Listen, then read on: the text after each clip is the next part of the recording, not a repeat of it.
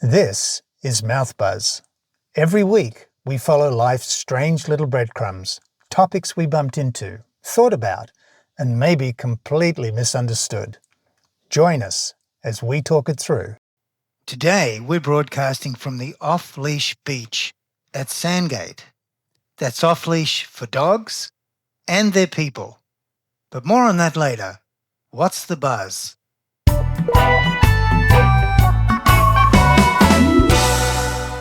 The buzz is as follows.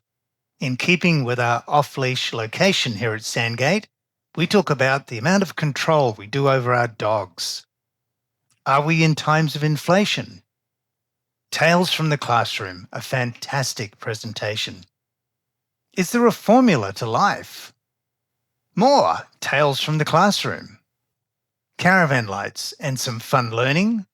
We take a deep, long look at long service leave. And, just for fun, a joke. How many different types of cruises are there? And choices and new creations.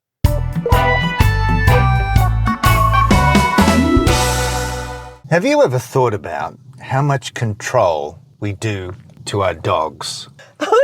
Not expecting that question? No, not expecting that question. I was going into how much control I do about everything in my life. Well, and then you popped in dogs. That threw me. Dogs live in our house, they're in our car, they're in our backyard, they're in our front yard. Whenever we take them out walking, they're on leads, they're on pathways. It's very controlled. Oh my gosh, it's really restrictive, isn't it? It's really restrictive. What they eat, where they go, when they go, how and where they sleep. What time they eat. Yes. I mean, we probably feed dogs around about the same time we feed ourselves. Mm-hmm. Different bodies, different animals, We're very controlling of our dogs. And so today, we're broadcasting from an area of Sandgate Beach that has been allocated or designated as an off-leash dog area. Yes, great. And one of the wonderful things that you see when you come down here, and even if you don't have a dog, just to go and walk through this, is the unrestricted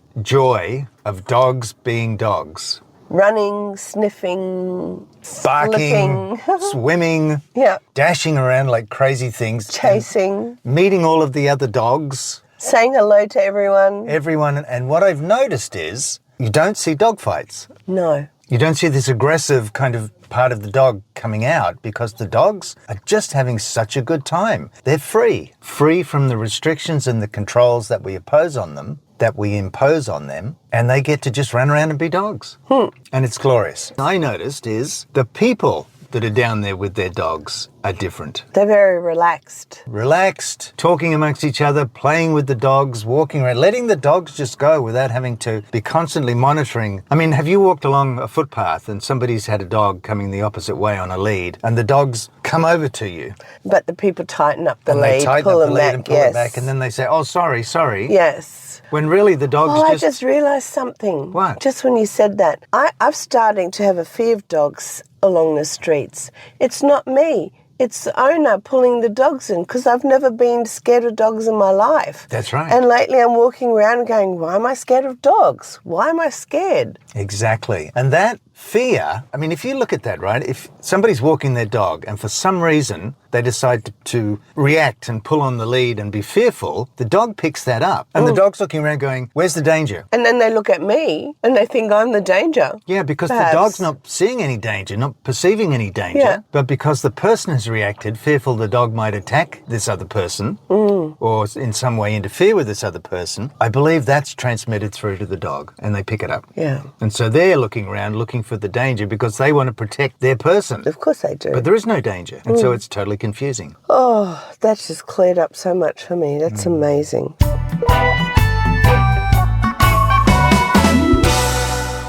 Are we in time of inflation? We are in time of inflation. Well, I spotted inflation the other day. You spotted it? I spotted it. Crikeys. It whacked me in the face and I went, holy guacamole. Walked into an IGA, a supermarket chain, not our local one, and I saw a little 125 gram punnet of blueberries. Blueberries, nice. $12.99 for a little punnet. What was there, like 5 blueberries in there? Now 125 grams. They're usually about, I don't know, sometimes you can get them for $4. And that means $99.20 a kilo. Wow. Of blueberries. That's now, amazing. Is that inflation or what? That's inflation. That's the biggest thing I've seen in ages. Crikeys.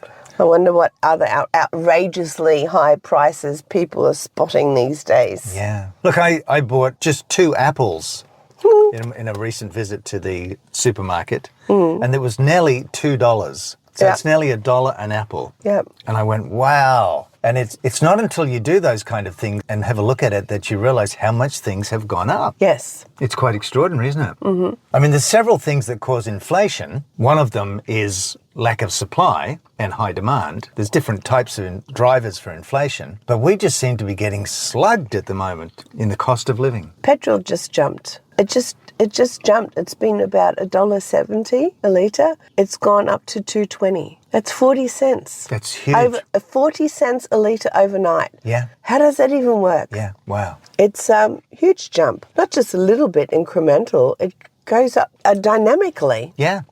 Yeah. Yes, and the thing is that there is this, I mean, there's several drivers. One of the things that's happening with inflation is that if inflation, say, as the way the banks, the Reserve Bank of Australia measures it, is around 2 to 3%, which is their target range, that means every year the buying power of your dollar decreases by 2 or 3%. Now, that's the way they measure it. So there is this constant degradation of the buying power, the value of your dollar. And so if you're not invested in something tangible, something real, like a house or gold or some land or whatever it is, an artwork, then, and if you're keeping all of your money in cash or term deposits or things like that, there is this constant year by year degradation of the value of your cash money because there is nothing that's backing it, and there's constant inflation. Right. So that means not only do we have the inflation caused by supply and demand, if your blueberries if they've had a bad season growing them and there's not many for sale, then the price will go up because the demand's high and the supply is low. But on top of that, you've also got the inflation that's running in the country to do with the value of the currency. It's a pretty big deal. Get out the calculator and do some mathematical calculations whether the interest rate I'm getting on cash in the bank is higher than the, what did you call it? The base rate. The loss of value. Yeah. And I'm not quite sure I can calculate that. Well, if you've got some money in a bank account and you're earning 1% interest and the rate of inflation is 3%, right, then just simply you're losing 60% of the value, the buying power of that cash every year. So if you've got some cash in a bank, in a savings account, and you're getting 1% interest on that, and the base rate of inflation is, say, 3%, then every year your cash money, the buying power of your cash, is degrading. Yes. Because inflation's higher than the interest you're getting. Yeah, well, that sucks. Yeah. Cash is the least valuable asset. It's rewarded the least. Yeah, but lots of people want it. Lots of people want a lot of it, and they're making good money out of it. Oh, because they invested in other things. That's right. Right, yeah, got it. They don't just keep it as cash, they invest it. They use in it. the share market or however they do it. Wealthy people use currency to make more money. So it's invested, it's in business, it's in gold, it's in some valuable assets that appreciate over time. And sometimes even different currency. And different currencies. Okay, yeah. They don't keep it just as in Australia as the Australian dollar.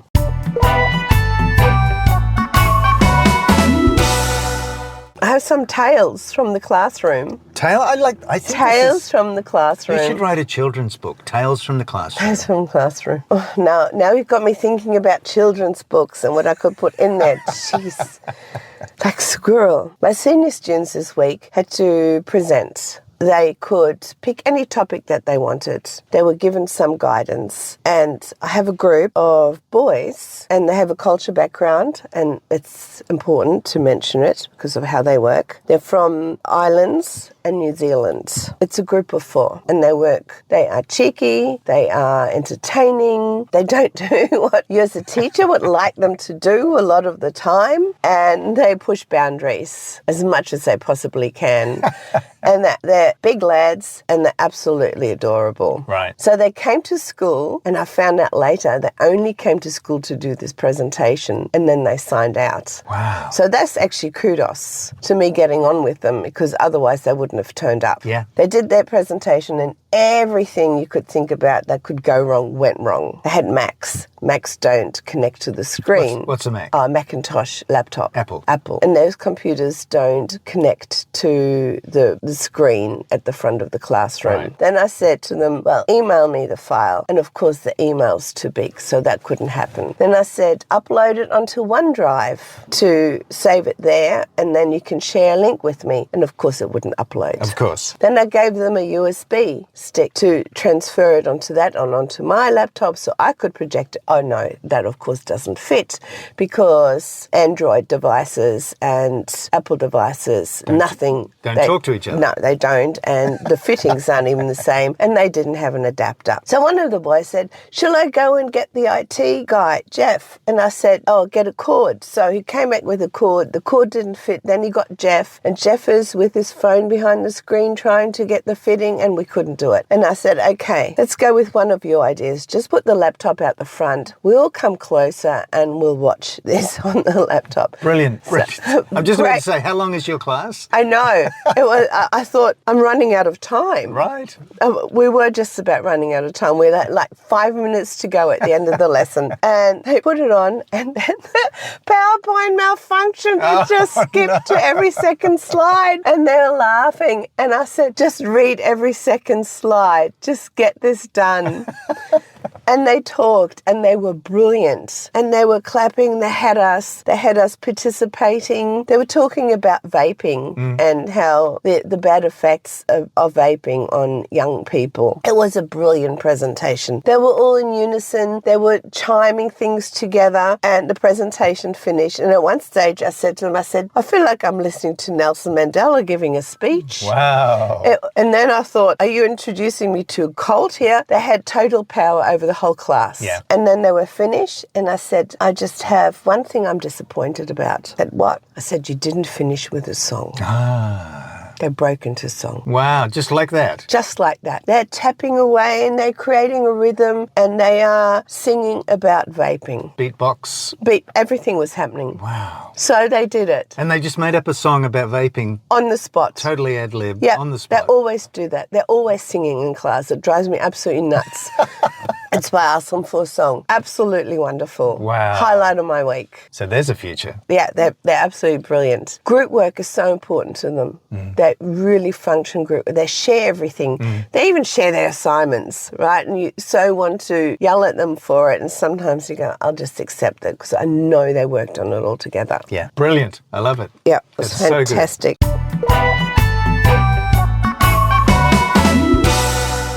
I had some fun learning yesterday. What did we do yesterday? Oh, we spent a day with our 80-year-old neighbour investigating why the lights on our caravan weren't working correctly.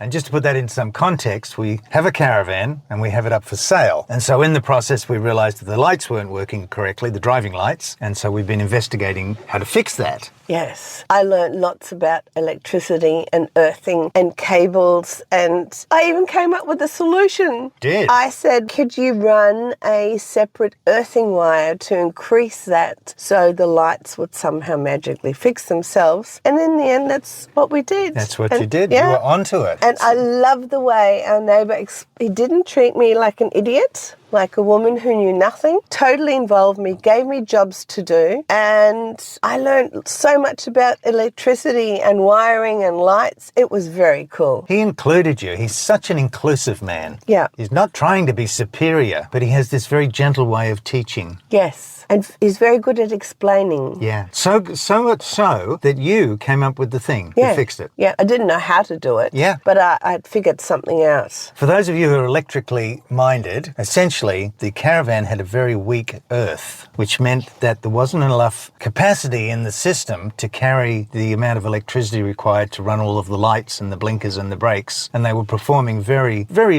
low, not very bright. And some of them not at all, because the electricity just wasn't getting through to them. So once you had come up with the solution and our neighbour Jim found a way of instituting it, suddenly all the lights went bright. Everything worked. Yep. It was extraordinary. It was phenomenal. Yeah. I had a great day learning. So I guess for me as a teacher, probably this is how kids would like to learn. Some, not everyone. Some like theory, but it was very practical. It was an actual thing we had to solve. It was a problem we had to solve. Yeah. And you were with a teacher who could work on the problem, explain it to you, talk it through with you, include you, so you became part of the solution. And you know what he did? What? He was constantly talking out his thinking. Yes.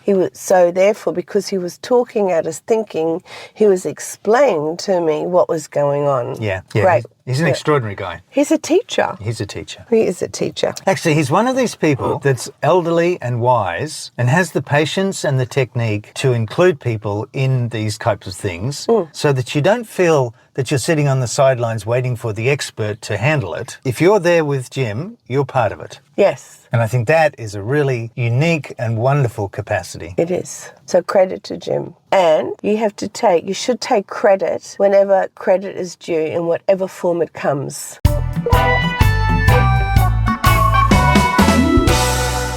My last tale from the classroom. So I'm going on leave. It was my last day on Friday. And the students were asking me, who's going to take your place? And I said, great question. Thanks for asking. And I said the name of the teacher, and they looked at me. And one of the students said, oh, I think I had that person the other day as a sub. And she looked at me, she said, you know what? He wasn't that great at explaining things the other day. Boom! Credit to me. I took that as, I'm good at explaining things. So when you get it in whatever way, shape or form, receive it, enjoy it. Receive the credit. Knowledge. That's fabulous. Happy holidays. Happy holidays. It's been really difficult for me letting go. Oh my gosh, what a freak out. I had to work so hard. I was writing lists and writing down notes, and I had 1 hour handover, and I'm scrambling, and even on my desk now, which I've cleared, so I've got a big bag of rubbish at home. I cleaned up 2 shelves and a drawer, and all that stuff is something for me to go through. I even left a note for the other teacher, a tip on how to do a seating plan. I just can't. Just to give you some background here, dear listeners, this teacher is going away on a... long service leave. This teacher is going away on long service leave to attend a conference in Germany and to visit some family there. Yes. And so the letting go is letting go of her classes and her students to go, right? To go on this trip. I know. For 10 weeks. And I just have to just not worry. It'll be fine. Yes, I know it'll be fine. The school will still be there when you come back. I know, I'm just a number, but it feels very strange. Oh, no, actually, I was thinking about this the other day. I think really you'll be out of your staff room because they'll find somebody else to take your desk and all of your stuff will be put in the back room and there will be no classes for you when you come back because you'll be forgotten. And you'll come back and you'll go to your staff room and there'll be no room for you and you'll be out in the street. Oh, it's a bit of a shock. Do you think that'll happen? No. It's my job, my position. I have it. Are you sure? Yeah, I think so. I think so.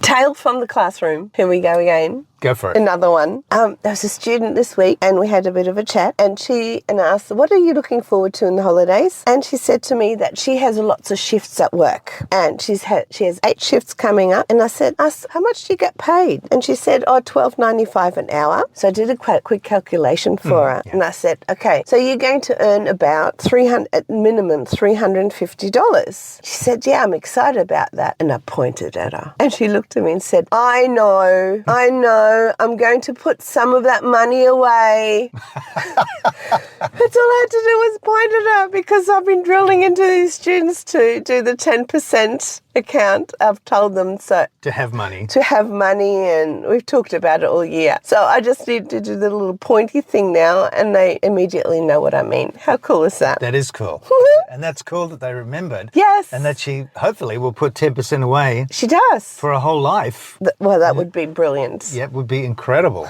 Yeah. So I have a very, very intense pointer finger. I know, you pointed at me sometimes. I know. Do you get worried? Absolutely. Well, so you should be. Point the finger.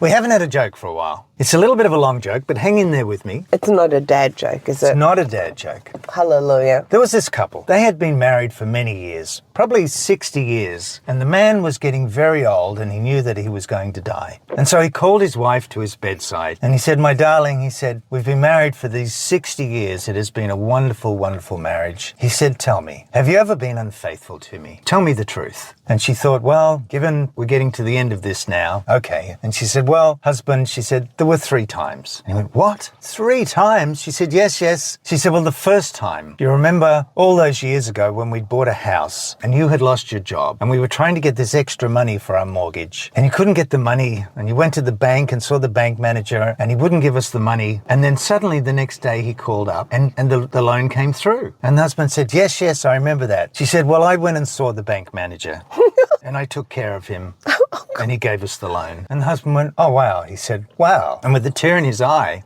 he said, "You saved our house." He said, "Oh," he said, "I forgive you for that." Nice. And that was nice. And then the second time, he said, "What about the second time?" And she said, "Well, husband, do you remember that time when you were really, really sick and we didn't have a lot of money and the surgeon wanted to charge us so much money to do this operation on you and we didn't have the money? And then do you recall that we got the appointment and you went in and he did the surgery?" And the husband said, yes, it saved my life." And she said, "Well, the night before I went around and visited the surgeon and took care of him and that's why he did the operation." And the husband said, "Oh my goodness." He said, "You saved my life." He said, "I forgive you. I forgive you for that. That's just amazing." He said, "What about the third time?" And she said, "Well, do you remember when you took up golf and you'd been playing golf for a while and you wanted to be captain of the golf club and you needed 17 more votes?"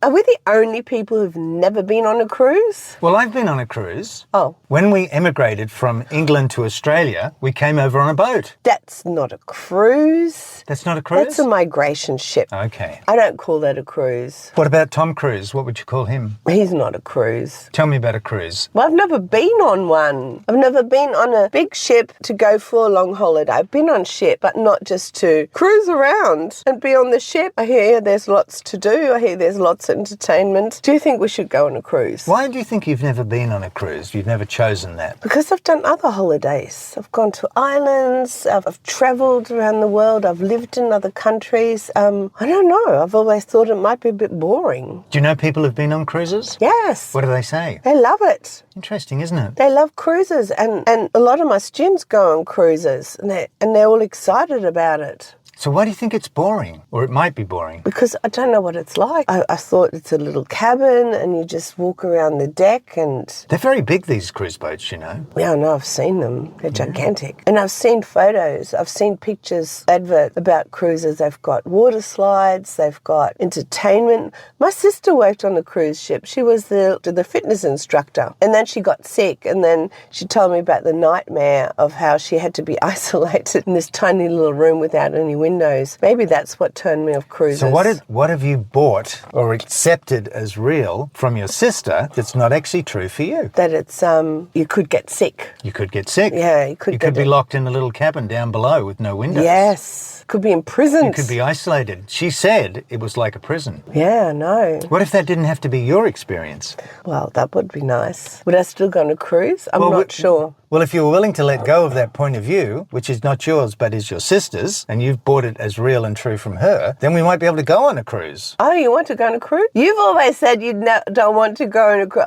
Oh, I bought it from you not to go on a cruise because you've never wanted to go on one, and you're trying to blame my sister. That's funny. I don't think that's true at all. Oh, it has some merit, I reckon. I think for me, the thing would be is, would I be bored on a cruise? But actually, my dad and my stepmom, Joni, they went on cruises. And I remember them telling me that there was plenty of entertainment. And they told this story about this, there was a professor from one of the Sydney universities who got up and every day he did a talk on Sydney. And he had slides, pictures, photographs, and he told the story of Sydney over a period of days as they were on this cruise ship. And my dad told me that they both went every day to listen to this man because it was so interesting and so well done. So you can learn things on a cruise. You can learn things. But look, more than that, those people like that professor, there is a whole variety of people that go to work on cruise ships and provide the entertainment. So we could work on a cruise ship. You could. You could give lectures. My mum had a friend in England who went on cruise ships and worked, and she taught sewing and crocheting on the ship. And she and a girlfriend of hers travelled all around the world doing this work on cruise ships. Love it. And they would, every day, there would be a session, an hour or something, and they would sit there and they had all of the needles and all of the yarn and the wool and the whatever it is you need to do that. And people would come and sit with them and crochet and chat and learn how to do it and gather. We need to find a cruise ship where they teach crocheting. You want to do crocheting? Yes. As long as I don't have to do it with you. Oh, no, you don't have to do it with me. You can go and learn about Sydney or whatever you want to learn about. And I'll go do practical needlework or whatever. Isn't it an interesting thing, though, that if you're willing to get up, stand up and deliver something or present something or teach something, then there's a possibility for you to be on a cruise ship doing that? Is this a retirement plan? Well, I think what we should do first is actually go on a cruise. Okay, you heard it here first on Mouthbuzz. We're going on a cruise. Watch this space. It's been promised. We could do our show from the cruise ship. Hey, yeah. So you'd like to go? You can get over your point of view about being sick and getting locked up in a prison? Yes, let's go on a cruise. Let's do it. All right. Life's a cruise.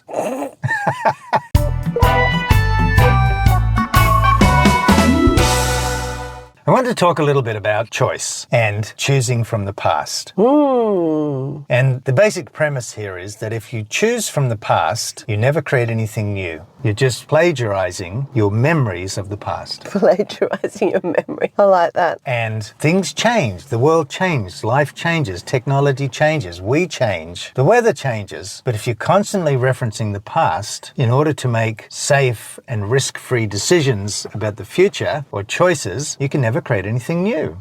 Just like you could never go on a cruise. Didn't let go of your point of view that you had about cruises. Exactly. Yep. And if you look at, for example, the Superman movies, or what's that one with the glass slipper? Cinderella. Or the Cinderella stories. They started out as probably as stories that were told verbally, eventually became written down into books, then became movies. But if you look at that sequence from stories that were told live all the way through to movies now, how many iterations or variations or versions of the Superman movie have there been? We're just watching one now, Gladiator. Yeah, we're on to... How many? Number 5, 6, yep. And there's an example of creating from the past. So what we get is different versions of the same thing. Yes. So the technology allows it to be a little bit more real. There's different actors. It's got a different spin or a different angle. But essentially, it's the same story that's repeated over and over again through generations. I remember when the movie The Matrix came out. It was so different. And then there was Inception and a few other ones. But they're so rare where it's something totally different that blows your mind. You go, wow. Even the Avatar movie was a little bit different. Yeah. And there hasn't been that much since. Well, mostly there's this repeating cycle.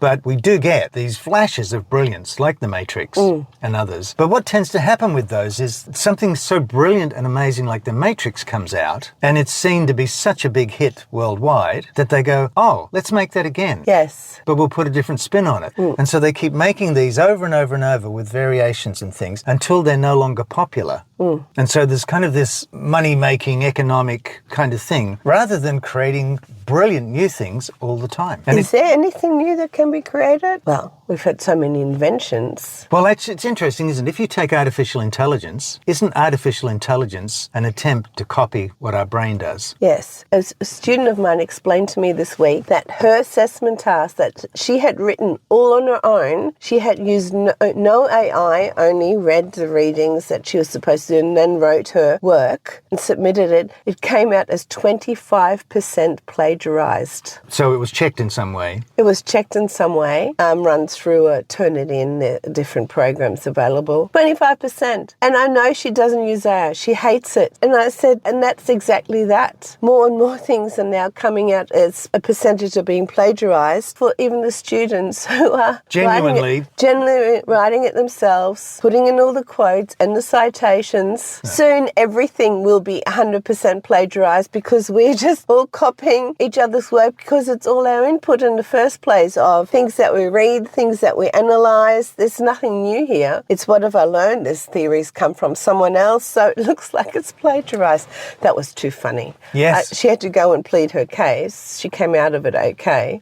But that was just hilarious. That's amazing, isn't it? So even when you're doing genuine work yourself at home, without the assistance of AI, you can still be classed using AI. Yeah, so proving your point, just what you said before. Yeah. Nothing new. Is that really true? Is there nothing that's new? Well, I don't think so, that's true. I think it's rarer than we would like to believe. I can give you another example. I've been very interested in sci-fi movies and space movies all my life. Me too. And what I've noticed is that the people that make these films take drama, situations, emotions, themes from other movies and just transplant them into a sci-fi movie. Or into a spaceship. So it's some relationship drama in space. In space. Yes. And that's a little disappointing to me because the earlier movies were not like that, because the space movies were such a new and exciting frontier. And it was very new and very different. And now I don't watch them very much because it's just a psychological thriller inside a spaceship. Yeah, or Days of Our Lives. Or Days of Our Lives. And it's because like on a space station. Yeah. Or it's another alien movie. It's just regurgitating and recycling stories from the past and putting them in a different context, on a different stage, and selling it to the public, the consumers. And it takes somebody very brilliant, be it a musician or a story writer or an author or a movie producer, to actually create that difference that is stimulating, exciting, and like, oh, wow. That's rare. Yes.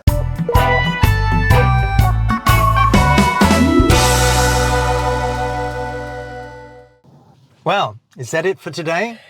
That's it for today. Fantastic. Same place next week?